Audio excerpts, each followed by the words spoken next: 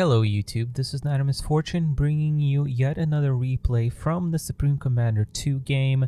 This is League 3. Now I want to address the elephant in the room before we get started here.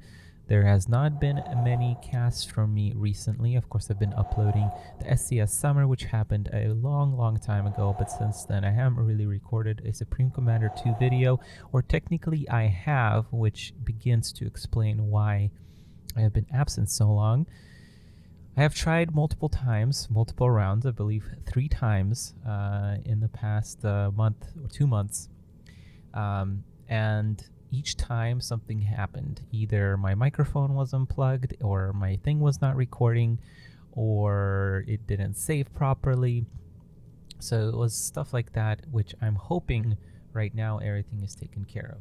I am pretty sure that I have everything hooked up right and going to be ready. So why didn't I just re-record? Well, because I've been kind of burnt out on Supreme Commander 2, if we're being completely honest, and my views haven't been that high, as high as I would expect them to be.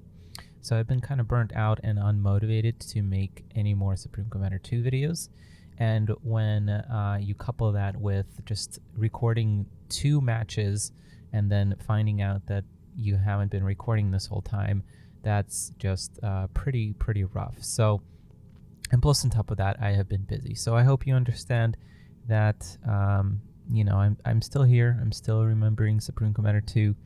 I do have some personal things that I'm taking care of, which hopefully won't impact the rest of the SCS season, but you know, you never know. I'm gonna do my best to bring you the rest of the league, the rest of the SCS fall, and of course the SCS Invitational. Now that brings me to my next point, which is, of course, SCS fall. I made a announcement in all the discords. If you are not joined Discord for any of the Supreme Commander discords or the OSS Discord, do so right now. I don't know what you're still doing here if you haven't. Chances are you are, but of course go ahead and check that out. That is your best source for Supreme Commander 2 goodness and to find matches. So, which brings me back to this match. This is, I believe, a round 6. No, it's either a 7 or 8. I don't remember exactly which one. Should have checked up on that. Between FoxTermelon and Iron Commander. Now, these 2 players on paper, FoxTermelon has 87% win rate, and Iron Commander has 53%. So a very big difference. However, I will say that FoxTermelon has played, I believe, in 2 seasons. Yeah, now in 2 seasons, and a lot of tournaments, which he won. And Iron Commander has not really played any seasons, or rather has not definitely played any seasons before this one. So his was strictly based on tournament, which is a little bit lower. And I will say that in this season, in which they play a lot of games regardless win or lose, they are much closer in their win percentage.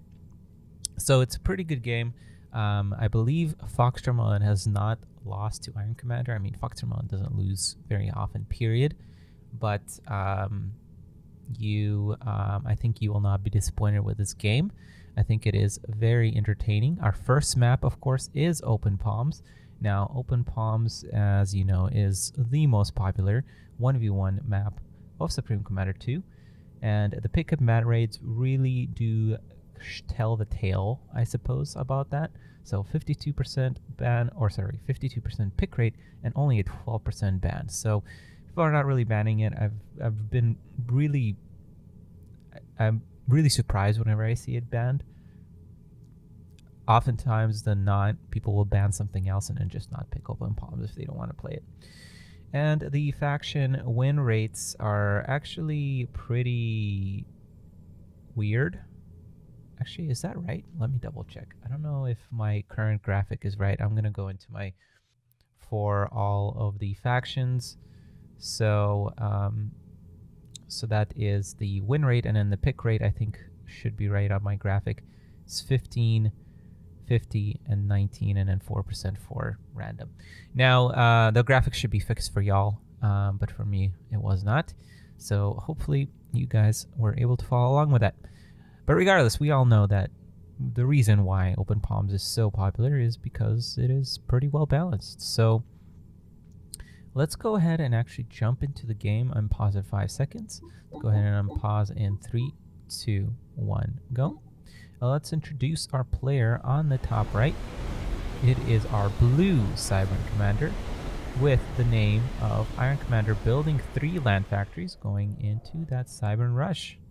And his opponent is none other than our white Aeon Commander. Can only be Aeon and can only be white.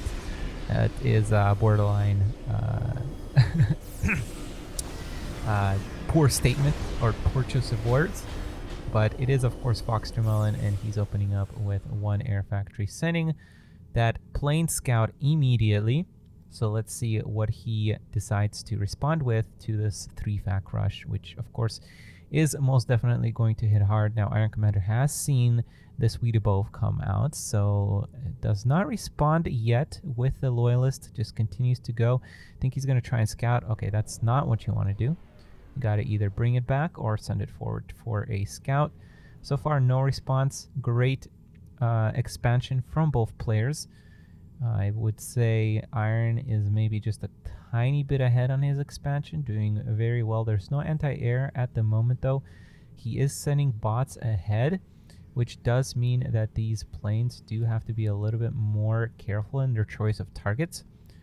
Let's see, there's a radar build down here, which should see these Loyalists come out. There's a land factory for our Aeon player, which has managed to already pump out 3 tanks, and I think this should shut down any further Loyalist pressure for the foreseeable future. This Loyalist is going to get taken out. But FoxTermelon, or rather Iron Commander, has managed to buy himself a little bit of time with this excursion, and he has already plopped down 2 anti-air turrets. Keep saying factories, I don't know why. Actually 3. Oh, that's pretty good. Of course, he did pause that production, which I think is actually the right call here. Adapters are not always the best of units, especially against Aeon, which does have a very strong land force in the end game. So you want to keep producing,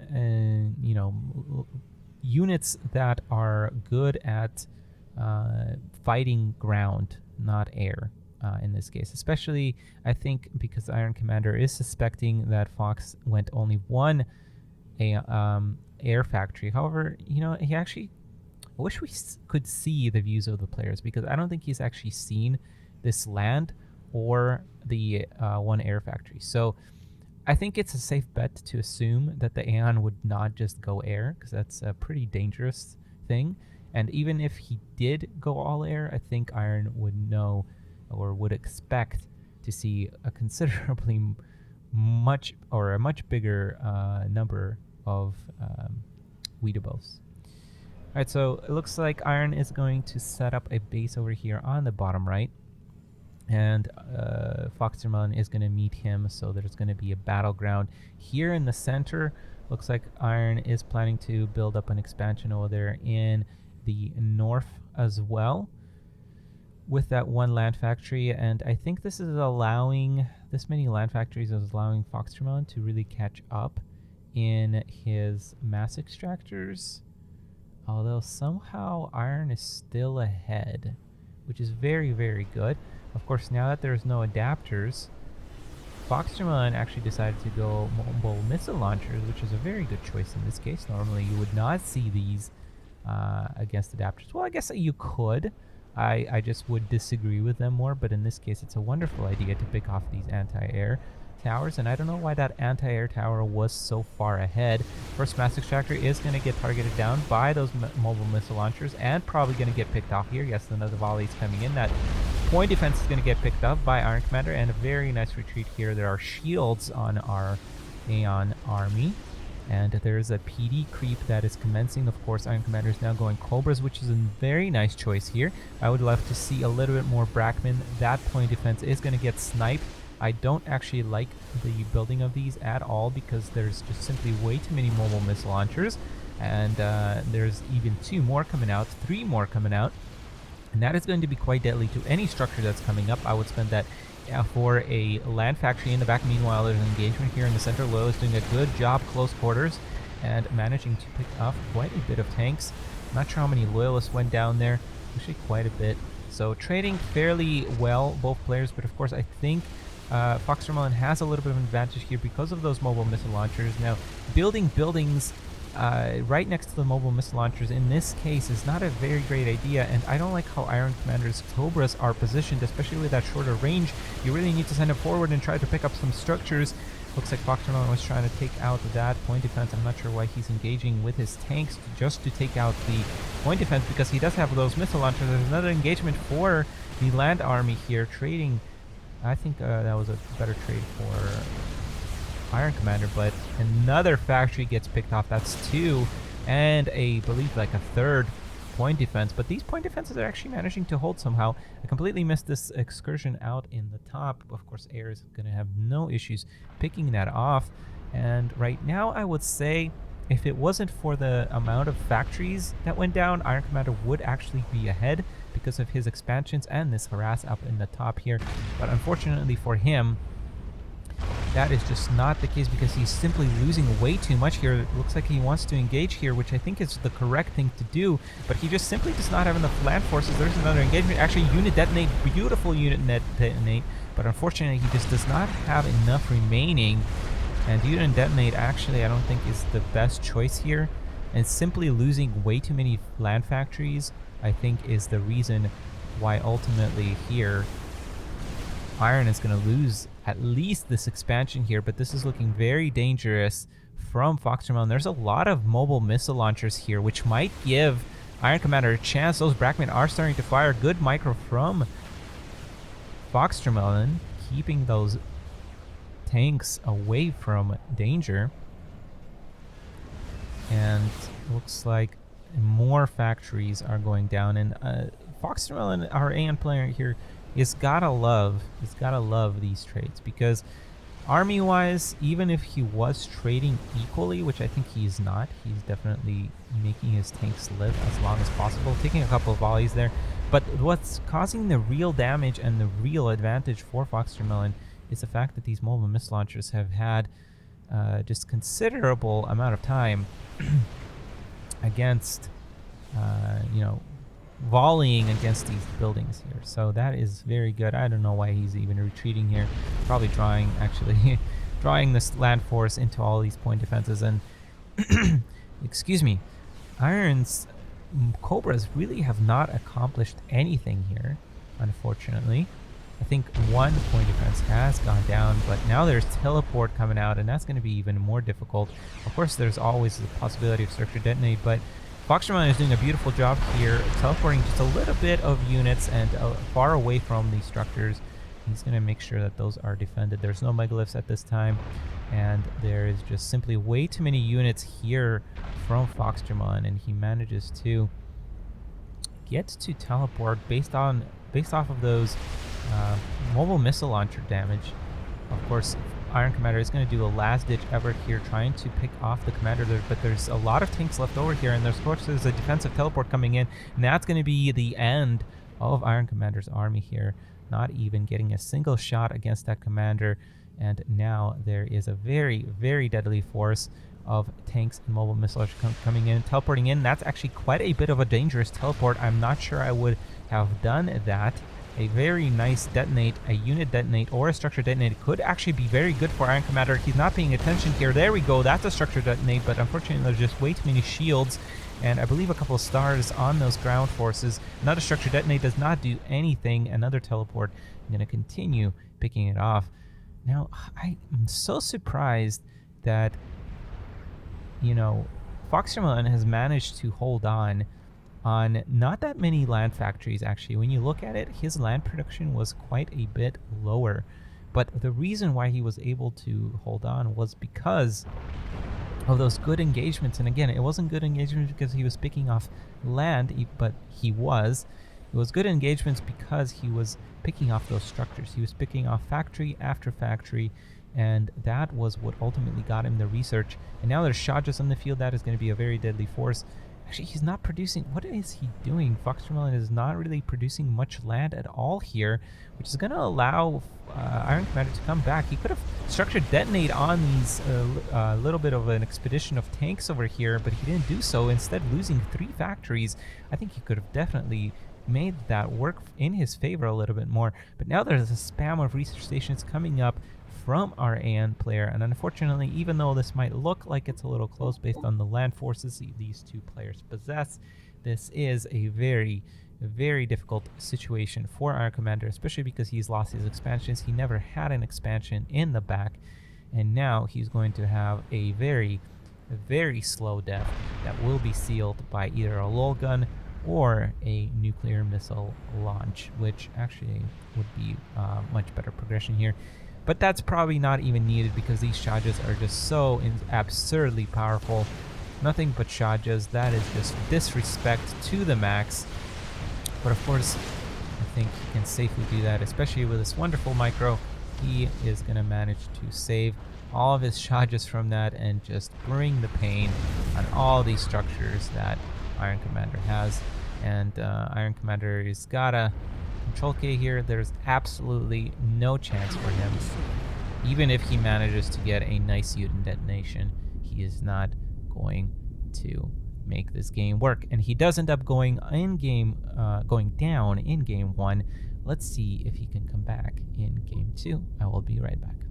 Welcome back, ladies and gentlemen. This is game 2 between Iron Commander and FoxTermelon. This one is, as you can tell, on Settons Clutch, pretty much the opposite of Open Palms in terms of popularity and in terms, I think, of play style. I think it's a little or considerably different. So based on those picks and bans, you can see what players think about this map. Of course, 22% roughly pick rate and a 55% ban rate. And however, you do see something very interesting. And I know we have a small sample size on this map, but this is why this map is ultimately in here, because we have such an equal distribution for the win rates. We have 37 for UEF, 31 for Cybran, and 25 for Aeon. Oh, wait, no, sorry, that is the pick rate. I apologize. The win rate is actually quite a bit poor. So I'm going to take my words back. But you got to understand that most of this data is actually from this season. And Settons Clutch will probably not be used in tournaments in the future because of this data.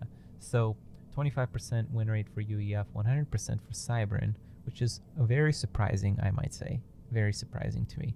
I actually would not have guessed that Cybran would have 100% win rate on this map. Absolutely not. And 0% for Aeon, which is another absurdity, which I think is ultimately contributing to the small sample size of Settons Clutch, but you never know.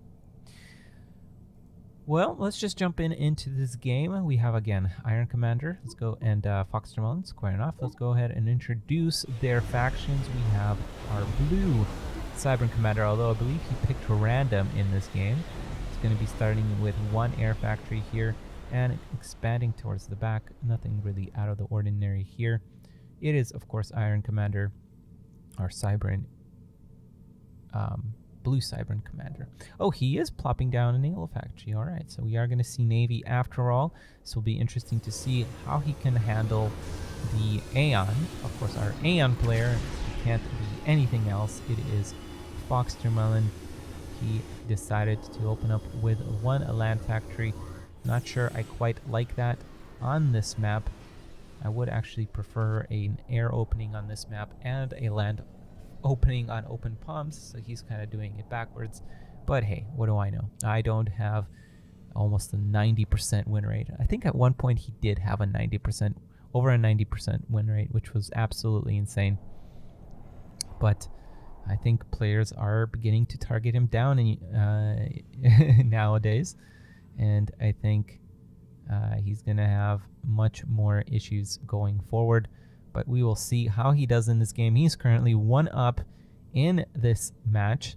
Let's see if Iron Commander can pull something out. He decided against that naval factory, even without a scout, which is interesting. Neither player is really aware of what the other one is doing. I'm at game speed 0, so let's go ahead and actually speed it up to 5. I don't know why I've been on 0. Looks like that first scout is going to come down for Iron Commander. He's actually going to go around, which is going to give him a maximum opportunity for this plane to survive, and also it's going to keep FoxTermelon in the dark for quite more time. Now, FoxTermelon has been really known for his very good scouting early on. I think he opens up with air quite a bit and then scouts to find out what his opponent is doing, which gives him a very, very nice heads up on how to respond to that. But of course, this game he hasn't really done that, and there, as a result, you can see that there is really no potential for any kind of response here. The response that a FoxTermelon chooses here is Crocodile, which is just absolutely the worst unit you can have. I think he's planning to send him on the water with his units. I guess that kind of makes sense, but at the same time, I would still favor bots, I think. I don't know. It's a hard call. I think I would have preferred a different opening on this map altogether. But I think FoxTermelon's play here was to try and expand as much as possible, which he's accomplished. But the curious thing is that his opponent has managed to expand just the same amount. And Iron Commander is amazing at expanding, so you can't underestimate him. Even if he does open up with 2 air factories and 1 land factory, I don't know what FoxTermelon is actually spending his money on right now. He's considerably behind at this point, and Iron Commander is looking in good shape. He's even starting to produce land forces. There is no contest to this air. I would like to see Iron Commander move his air units a bit more, and he can definitely start picking off anti-air towers, so he can definitely go ahead over here and at least pick off this expansion, and even maybe this expansion, although there's 2 anti-air towers here. He would ultimately take this out, but I think at heavy losses. He is going to try and come down here, probably unaware of those 2 anti-air towers. It looks like he's going to ultimately retake his position at the top and try to expand with Navy there at the top, so that's going to be his long-term play rather than megaliths. It looks like there's some research facilities coming online as well. That is definitely a good thing for him. And FoxTermelon is in a really hard spot because, if it was megaliths or navy, he could go loyalty gun. That would be a very nice answer. But in this case, there's air, so you can't really do anything. Now there's Harvox coming out, which I think he should have done from the beginning. And teleport doesn't really help on this map because the teleport around, yes, you can go into the water. You can maybe pick off a couple of structures here with your mobile missile launchers, which he doesn't have this game. But if you decide to teleport closer, it's going to be much, much more difficult. And you can't just send mobile missile launchers because they'll ultimately get picked off by the air. So this is quite a bit of a different dynamic for this map. And I think you just see the extent of that dynamic in this game. Just the amount of mind games I think you got to do in this game. I think on this map, rather, I think Iron Commander underestimated his opponent there by engaging there and losing quite a bit of units. And we see that is what's going to be FoxTermelon's play. It is an experimental gantry, most likely for Urchmaws, but I wouldn't exclude experimental sea hunters. That would be a very, very unorthodox play. I have not seen any pro player other than myself go Urchmaws, especially in a more of a professional setting or in a tournament setting. Now he's going to be... No, he still is not aware of this Urchmaw. He has not scattered, which I would love to see Iron do this more. I think one of the things that Iron is lacking in his game is he definitely has very good control over the game, but ultimately he does not play for that late game.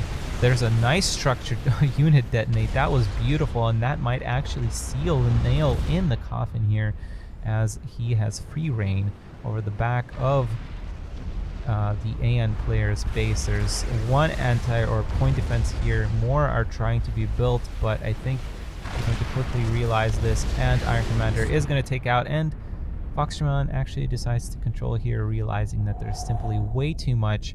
I think he took a little bit long on deciding how he would respond to this attack, and ultimately not really knowing what the late game play from the Siren player was going to be. And that is a very dangerous place to be as an Aeon player. I think maybe FoxTermelon was trying to experiment with something here, and of course it definitely did not pay off here. So Iron Commander manages to tie this up 1-1. Now, I would normally show the league table here, but I'm actually going to record another game for you guys tomorrow or sometime by the end of this week. Definitely by Friday, I will record it and make that go up. And I will share to you the table that is accumulation of 8 rounds of play. So we had 8 rounds in League Season 3. And I will tell you, I will hint at you that the league table is simply amazing. Now, I've been saying this every season, but I think this season it is truly incredible, and I'll talk about that in a little bit. Well, not in a little bit, but in the video that I'm going to post, hopefully in a couple of days from this one. Now, again, I will apologize for not making too many Supreme Commander 2 videos, but I told you about the issues I've been having, and my style with any videos that I make is I absolutely want to and do deliver the best quality and commentary I can possibly do. And if I can't do that, I won't settle for anything less, and I'd rather not make a video rather than make a bad one. So I hope you guys appreciate what I do, and I hope you understand why I haven't made videos in quite some time. Hopefully, though, in the future, I'll try to stick to at least one video per week. Of course, we do have quite a bit of events coming up, so there will be plenty of Supreme Commander 2 videos coming out for the rest of the year. Look forward to those, and if you want to stay aware of those videos, please do subscribe to my channel. Now, one more thing I will mention is that with all these tournaments coming up, I wouldn't mind if you guys would extend me a little bit more support via my Patreon, or if you want to donate directly to me, you can also, on a one-time basis, you can also PayPal me. And if you want to do either one of those things, you can contact me. But the Patreon information is in the bottom of the video, so you can do that if you've been enjoying my content. Of course, most of this money will go towards the prize support, if not all, will go towards the prize support. And I will be forever grateful, and I'm sure the players will be also. So I'm looking forward to making more videos for y'all. Check out some of my other videos. I don't just do Supreme Commander 2. I do a lot of D&D and some co-op games and a lot of stuff on my Discord channel. So go ahead and check that out. But for now, thank you very much for watching, and I hope to see you in a future video. Bye.